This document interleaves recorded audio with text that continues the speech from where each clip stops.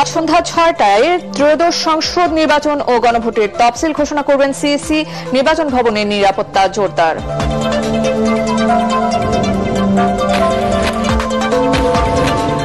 ঘণ্টাতেও উদ্ধার করা সম্ভব হয়নি রাজশাহীর তানোরের নলকূপের পাইপে পড়ে যাওয়া ২ বছরের শিশু সাজিদকে।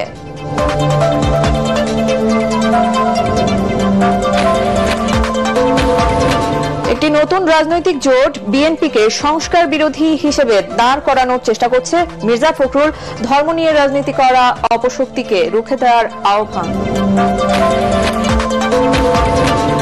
জুলাই আন্দোলনে ঢাকা বিশ্ববিদ্যালয়ের ভিসি মাকসুদ কামালের নেতৃত্বে শিক্ষার্থীদের উপর হামলা হয়। ট্রাইব্যুনালে ডাকসু ভিপি সাদিক কায়েম।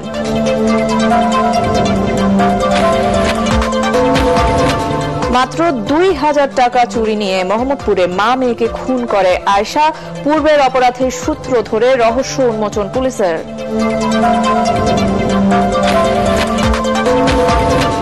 এবং আজ যাত্রা শুরু করছে সুপ্রিম কোর্ট সচিবালয়। উদ্বোধন করবেন প্রধান বিচারপতি।